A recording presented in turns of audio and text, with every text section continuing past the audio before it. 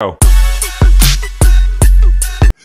Salut les gars, bienvenue si MS Sport 13 TV daleen ak jàmm ñëw ci le débrief de la Ligue des Champions, les quarts de finale retour daal nañ koy door ci mardi bi.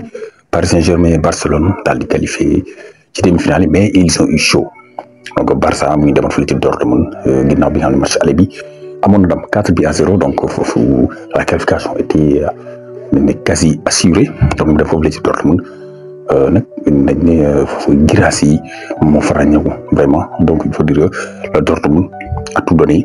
Vraiment Dortmund def nañ lépp lu ñu mën, joué nañ, ils ont joué toute leur chance. Malheureusement 3-0 ça n'a pas suffi pour mun a fekkiwaat ci Barcelone ci 4 bi ñu am encaissé woon nañ ko, mais ils ont tout fait quand même. Ils ont fait douter les Catalans. Vraiment Dortmund, Guirassy aussi ràññeeku ci. Vraiment, on dit que parce que tout simplement c'est guinéen, on ne parle pas assez de lui, mais c'est un attaquant de très haut niveau. Moom Guirassy, un triplé le réussir, avec le meilleur buteur de la Ligue des Champions actuellement. Moom Guirassy nañ ne ci début match bi de la 9e minute de jeu la daal di dugal penalty, magnifique penalty, vraiment boo xam ne dafa rey complètement kii di Diasny, benn panika bu nice rafet. Donc 1-0 à la mi-temps, ñoom Dortmund ñu am le contrôle du match. Ci deuxième mi-temps yi moom Guirassy mu ñëwaat dugalaat benn mbëkk 2-0. Donc là on commençait à dire que attention le Barça, mais heureusement pour les Catalans que Ben Sebaini mooy dugal contre camp, benn kii bu Fermín López def. Ben Sebaini malheureusement moom défenseur international Algérie daal di dugal contre camp. Donc mu dañ ne loolu nag moom moo le tournant du match, parce que foofu noonu le match était devenu très compliqué pour Dortmund puisqu'il fallait marquer 3 buts. N'empêche ñoom daal Dortmund daal nañ dugal un 3e but par encore Guirassy sur une erreur aussi de Araujo. Araujo a été catastrophique. Le défenseur uruguayen du Barça, le capitaine même, vraiment il n'est pas au niveau du Barça. Il a été catastrophique, soit ci wàllu placement yi, passe raté yi, donc beaucoup d'erreurs défensives de la part de Araujo. Ba ci bii boobu noonu nga xam ne mooy le 3e but Guirassy moom moo def erreur bi, moom Araujo mu passe kii di Guirassy mu dugal. Donc 3-1 pour Dortmund. Ñoom Dortmund nag poussé nañ ci fin bi jusqu'au bout du bout, mais voilà le Barça a pu tenir finalement 3-1 pour Dortmund. Donc bravo à BVB muy waa Borussia Dortmund. Ils ont fait douter le Barça. Ils ont vraiment rendu ce match assez indécis. Am na spectacle yi, si le suspense y était, même si c'était impossible vraiment de remonter ces 4 buts, mais ils ont nous fait rêver quand même. Ñoom waa Dortmund pour ñu am benn match bu exceptionnel. Donc ils ont tout donné, def nañ match bu rëy vraiment. ñoom waa Dortmund def nañ lépp lu ñu mën, mais vraiment voilà c'était pas suffisant. Et il faut dire aussi le Barça c'est une équipe en baisse de régime. Attention le Barça bu xool match bu mujj yi, attention c'est une équipe un peu fatiguée.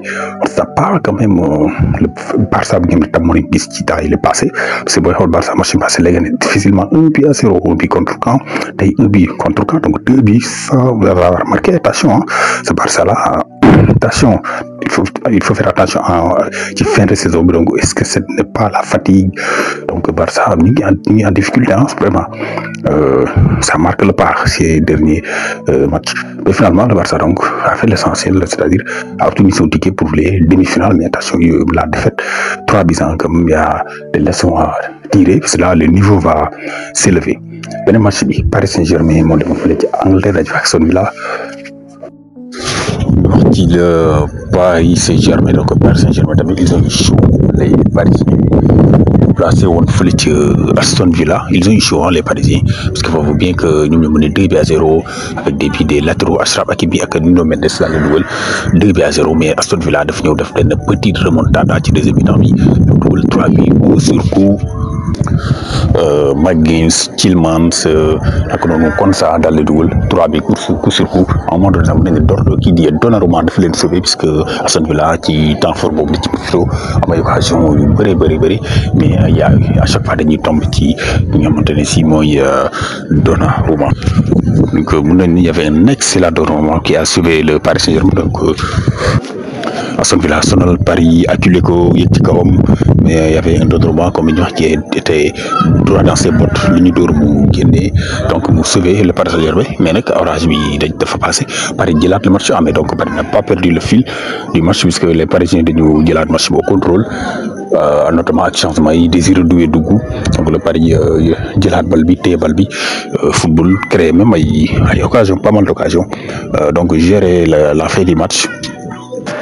Gérer la fin du match finalement 3-2 le match bi jeexee donc le Paris n'a pas tombé sur ses travers yi nga xam ne amoon nañ habitude di ko gis dans le passé ils ont bien géré donc le match bien que nag à un moment donné méttoon comme ni ñu waxee puisque Aston Villa fippu def benn remontada bu ndaw daal di ko fay fekk 3-2 c'est le score final finalement donc Paris Saint-Germain daal nañ qualifié dem final yi du war a xaar diggante Arsenal ak Real Madrid ku ci génn tout comme le Barça aussi war a xaar diggante Bayern ak Inter de Milan donc gars yi c'était tout ci match c'était ça donc Paris Barça ils ont eu chaud quand même face à leur adversaire mais finalement ils ont été bon daal di ñuy qualifié ci li nga xam ne mooy wàllum demi-finale de la Ligue des Champions ñu xaar nag match yi nga xam ne ci mercredi bi notamment Real de Madrid Arsenal ak Inter de Milan Bayern c'était tout les gars.